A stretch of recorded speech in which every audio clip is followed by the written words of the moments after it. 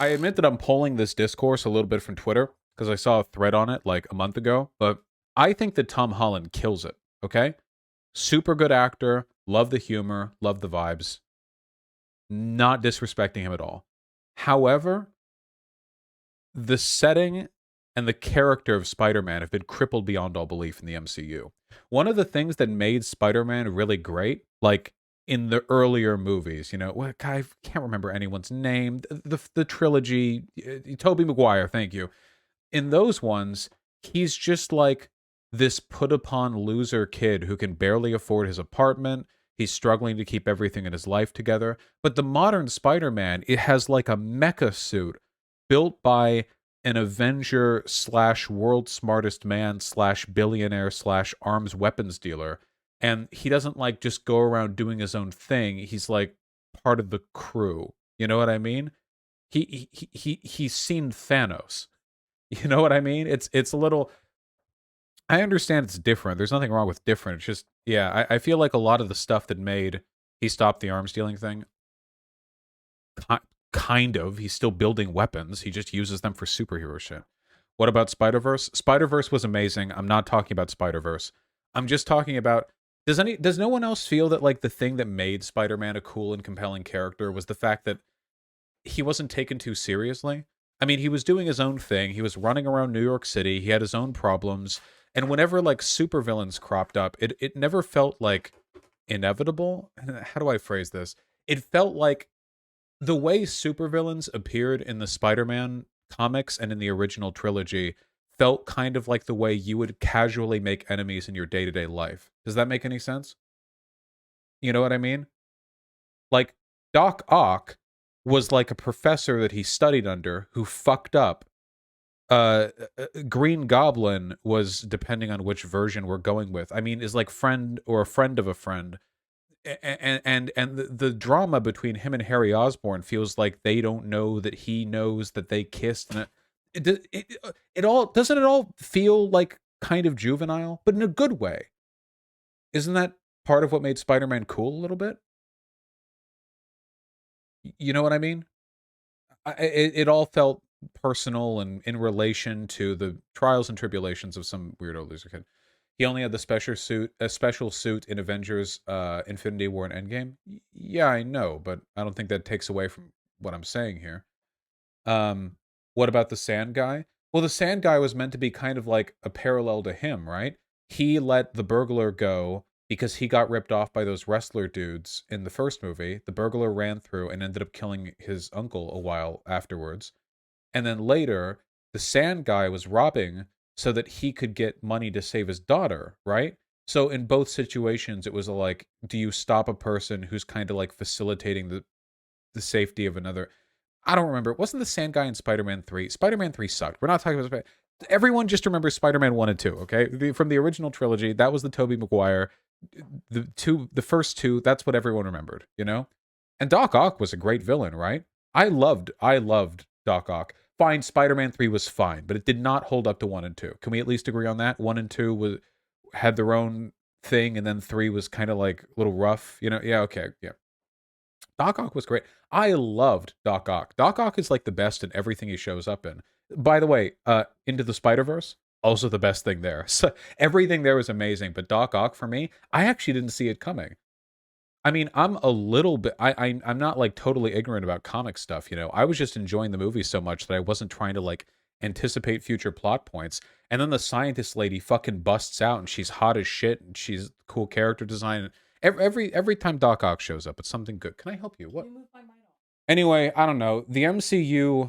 Uh, the MCU consolidates everything. You were sewing about MCU Spider-Man? No, I wasn't. Wait, Kakenzi, do you know what those words mean? I'm doing the opposite of sewing over MCU. I've never sewed over the MCU. I do the opposite of sewing over the MCU. I sew over lots of things, but not this. If anything, I'm sewing over the Tobey Maguire trilogy. Do you think soy just means talking about something? I can't even tell if you're joking. Triggered? Yeah, a little. Um, anyway, what was I saying? It's good. It's good. It's good. But the MCU consolidates everything, doesn't it? Now that everything is Yeah, I'm yosing. There we go. Now that everything is part of the MCU, it all feels like this. I mean, everything becomes homogenized, right? If everything's sort of rolled into the same cinematic universe, then it's really really difficult to. Yeah. Or to put it another way, was there any point in the Tobey Maguire trilogy, in Spider-Man, where they had to invent an excuse for why the umpteen trillion other heroes in the Marvel universe weren't there to deal with the problem? You know what I mean? That would that would have been kind of funny. You know what I mean? Like he's like Doc Ock is building a miniature sun off in the docks in New York. You know, and Spider Man's like talking with his contact or whatever. He's like, we need to get some big guns in. Where's Doctor Strange or Iron Man or okay Captain America? Okay, all right. The Hulk? No. Thor, yeah. Where's okay, wait, hold on. Black Panther, no. They literally did that in Far From Home.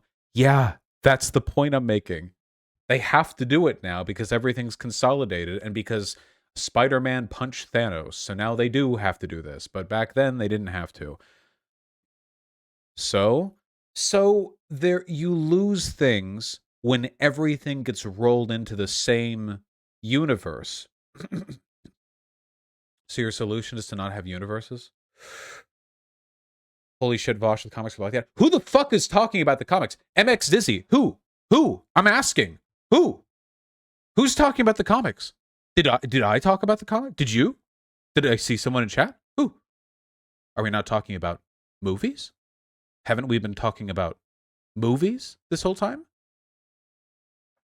I know they all exist as part of the same universe in the IP. You know what else does? The Fantastic Four. So why weren't the Fantastic Four over on Titan fighting Thanos? Because none of this actually has anything to do with artistic credibility or the will of the universe or whatever other bullshit people want to think it is. It has to do with licensing, copyright, and who can make the most money off of the appearance of other characters. And now everything is a fucking self-referential game. Every goddamn Marvel movie references every other goddamn Marvel movie. So you have to watch all of them like some interconnected web where every movie is like a junction between a trillion other threads. And if you don't watch something, you miss out on something else. And they constantly throw in these in references to force you to watch everything else because you know that if you don't, you're going to miss out on something or some joke or some in reference or Bosh, that's literally the point. Holy shit. Really? You think the marketing strategy I'm describing wasn't an accident? You think this incredibly expensive, massive multimedia onslaught wasn't just a whim of the fates? You think it might have been a deliberate product of advertising and marketing gurus at the largest media company on the planet? Well, shit. I thought it was completely accidental. I thought it was random. I thought the dice were rolled and we just ended up getting the most soulless, corporatized, advertiser friendly version of mass media possible. But okay, no, never mind. Apparently, there are people who do things on purpose.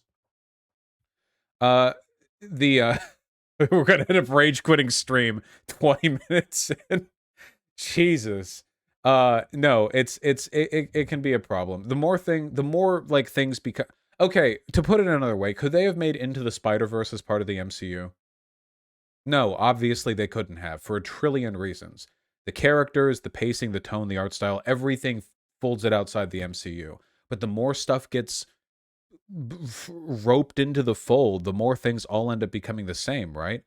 There weren't a lot of good superhero movies before the MCU stuff, so there's not an amazing perspective on this, but all Marvel movies are kind of similar. The ones that really stand out to me would be the third Thor movie and the Guardians of the Galaxy movies. Those ones I think are distinctive enough that when I watched them, I didn't feel like I was just watching like extra Marvel movies. Um but they all still kind of have the same beats, you know. But the fact that they're all roped in now means that all these intellectual properties are kind of constrained to whatever aesthetic limits there are within that series, you know. I'm glad we got Into the Spider-Verse. I'm glad that people didn't, you know, fuck with it. I don't know what IP shenanigans led to Sony being able to make that while Spider-Man was being used by Marvel, but sure, there's something to it, Yes, Guardian of the Galaxy 2 was good. Yes, that is true. That is true. Very, very true. The best superhero film is Man of Steel. Nice bait. um, yeah. Sony owned Spider-Man and lent it to the MCU. Man, they must have gotten cut a fat paycheck on that one. Wow. Well, thank God, right? Because, guys, if Sony didn't own Spider-Man, we wouldn't have gotten Into the Spider-Verse, right? Like, it would have just been owned by Disney. They wouldn't have made Into the Spider-Verse. There might be some benefit to having different studios and different IPs and different universes making their media. Otherwise, everything starts to feel the same. I wonder if I could. Do you think there's a website out there where you can, like, watch a brief scene from a movie and it's one of the Marvel movies and you have to figure out which Marvel movie it's from? And it's tough because they're all lit pretty similarly. They all have a very similar, like, cinematography, They all have, like, really, really similar. The characters differ sometimes, depending on the color of the costume. I mean, you're going to get some hints there, but not really. Not really. You should watch some art films. I don't claim to be like a film maestro or whatever, but there's a big range of how movies can look, and Marvel movies are, like, in right here. You know what I mean? They're like right. It's like, here's what you could do with the medium, and right in here. And maybe, like, some of them lean more towards the edges of that particular boundary, but apart from that, we're talking within a pretty limited range.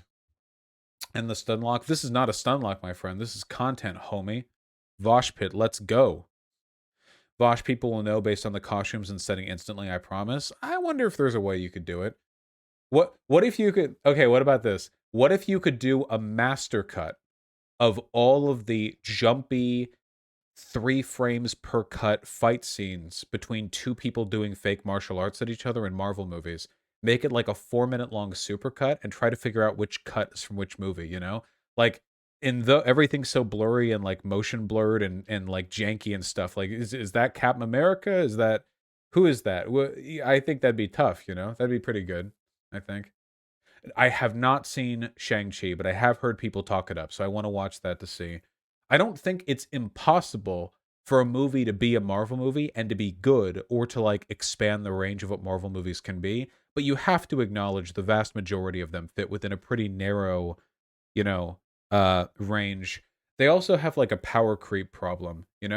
It's really difficult to focus on interesting elements of a character. Um, Now that everything has to be, like, saving the world, right? I know this varies a little bit, but, like, for me, the interesting part of WandaVision was the first half of it before they ruined everything with the stupid fucking witch battles. That was nice. The most interesting part of Doctor Strange was the first half of the movie, when he was an arrogant doctor and still getting to grips with his powers.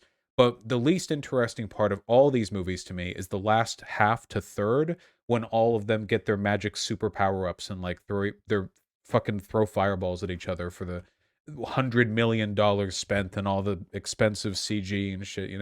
That's yeah, that's not so much my thing. What about Daredevil? When did that come out? 2000? I haven't seen Daredevil in ages. Which is too bad, by the way, because Daredevil has a lot of really good stuff to pull from. The Frank Miller did a Daredevil bit, didn't he? Oh, I'm thinking the movie. I never saw the Netflix series. Sorry. Guys, I can't watch Cape Shit TV series, okay? I've seen episodes of The Flash, and I'm sorry, guys. I'm not doing it. They do not have the budget, episode per episode, to hold up superpowers. Um it's just, it's not possible. Maybe, I don't know why I'm playing excuses. The writing is terrible too. It's just they they put it out. They put it out. I haven't seen all, what, 20 million. Did you guys ever see that scene from The Flash that went on Twitter? Oh man, dude, I had me a fucking guffaw. Falcon and the Winter Soldier show was actually better IMO than The Flash. Well, I hope so. I heard stuff from Green Arrow too. Wait, hold on. The Flash can I get if I look up the Flash CGI, can I get that video? I watched this thing like 45 times in a row. Is this it? No, that's from The Big Bang Theory. Hold on. Speaking of the Flash, no. If you know the video that I'm talking about, you know. Can you throw it in chat, guys? I'm looking for it right now. I'm not seeing it. Is this it? Oh my god. Hold on. Copyright gods, may you be kind and decent to me. I'd light some incense in your name if I had any. None here either. None here either. Where the heck are they? Found them! Kill the adversary. Strike him down. Kill the adversary. Circle back, we'll fight them together. No, I'm gonna lead him away from the city. No, you're not. Now listen to me. None here either. I feel bad though, because the people who are going to get the flack for this are the CG people, but it's not their fault, man. They're overworked, underpaid, they have no union. My dad's in that industry. I know how fucked they are. It's 100% like budgeting and like managerial decisions. The people doing that CG, if they had been given enough time, could have done an amazing job, but yeah. It's not CGI, right? It's visual effects. Visual effects augment real life stuff. Yeah, visual effects. What about this Flash video? Wait, hold on. What are you all linking? Oh, I've seen this too. Superheroes without special effects look really sad. Okay, but this is just how the industry is, right? Maybe Kara Danvers is tougher than you think.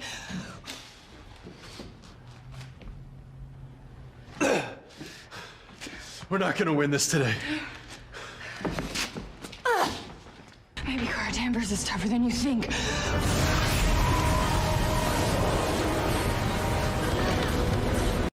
It only looks a little bit less silly with all the effects added in, to be fair. Oh, God. I don't know how actors do this without dying of cringe. Guys, if you... I've said this before. If you want to know one of the reasons why so many like shows and films seem to have really bad acting, even when the actors working on the project are like decently talented, it's not the actor's fault. It's not the visual effects artist's fault, okay? It's the fucking network, okay? That strangles how much money they get, the total production. They do not have the time and the money. The thing is, like, writers don't get paid enough. Writers don't get the respect they deserve. The network gets and gives everything. So if they say that all shooting has to be done in sound stages to save money, then that's what happens. And can you really expect great acting out of people when this is where they're doing their acting? Like, to be fair, you know? Like, this wasn't the norm for most of the film industry's history. And to be fair, it's also not the norm in most films. But in a lot of films, TV shows, and, you know, other stuff that gets made these days, you know, everything, it's like, you ever seen the behind the scenes on the Star Wars prequels? Everyone's on, like, they build a, like, floor to stand on, and then they just green screen everything, and it all looks super, super fake. The Netflix show looks nothing like this. For example, Daredevil fight. Okay, we're not trying to get me copyrighted here. If you liked it, then I'll give it a look, okay? It's fine, okay? And to be fair, The Boys also does look a lot better than stuff on CW. But yeah, like, set design really has gone out the window. Like, to me, like, look at this. Look at where they are right here. Like, I guess I don't know what this scene is supposed to represent. Are they in, like, a wood factory that was built with the wood from the wood factory that they built? I've never seen a physical place that looks like this, but you know what they said? They were like, build it cheap, and afterwards, we're going to fill it with so much goddamn smoke and, like, light that, yeah, this is the fire factory where they make fires. They built it for cheap, and then they knew they were going to fill it afterwards with as much screen smearing crap as is possible, so it wouldn't actually matter. Like, what is any of it? I get this is like supposed to be a building under construction. There are chairs in here. Set design is an undervalued art. Okay, Doom Patrol. Holy shit, you guys are annoying. From The Hobbit. Yeah, dude. Ooh. You can only expect such good performances out of stuff like this, right? I don't know, man. The crazy thing is, like, hold on. If I can get... I think this photo is fake. Is this photo fake? Is that true? Let me see really quickly. Lord of the Rings behind the scenes. We'll end the Stunlock in a second. Yes, the set design for Lord of the Rings was amazing. Where's the... They would do perspective tricks on to film stuff. You know how the hobbits are small? You know that, I assume. The hobbits are small. In many scenes, they would force perspective where they would build props at like weird sizes and put the camera in a way which I don't even know how to describe it necessarily. Let me see if I can... How would I find this? What would I... Hold on. Lord of the Rings behind the scenes perspective tricks. Here we go. Perfect. Please, just look at this. What we've done with some of There's our an forced artistry perspective here. shots is be able to move the camera. Hold on. Vosh, I know you don't have to be an expert to have opinions of media. This is just like the D-Linka controversy. Jesus Christ. That's what you guys are going to call it now? It's painful to hear such boomer uncle level takes on media. Wait, is this a joke? Are you defending the CW TV production? Hatsumi, what exactly are you referring to? What have I said? Chat, have I said anything inaccurate? I feel like what I'm saying is fair. I'm like repeating pretty bog standard, reasonable critiques of the film industry. Anyway, we'll get to politics in a second. Just look at this real quick, okay? Because this shit's really cool. For the first time, that there were always techniques that required the camera to be locked Look at off this. because once you started to move the camera, it would give away the illusion of one person being further away when you're really wanting them to look like they're side by side. In order to get the camera alive, we started... Look, that's Peter Jackson. That's not like a small person. That's Peter Jackson. In order to get the camera alive, we started thinking about ways of using motion control, what we call moving force. Motion control is all relative, so you're literally sliding the guy along on the floor and camera. Smaller dolly. Every time you're actually viewing sort of in a counter Look movement. at this. Along, sliding the guy, an actor on a moving platform. So Literally, when the camera the small person is on a rail that moves relative to the movement of the camera, so that rotationally they're always in the same place relative to the person supposed to be sitting next to them. Look at this. moves, you're doing your moves all relative.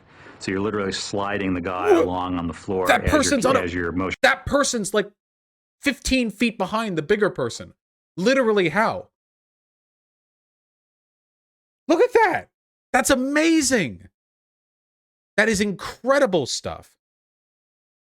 Control move is motion control camera is moving along. You have the camera on a motion control dolly, making it move in and out or side to side.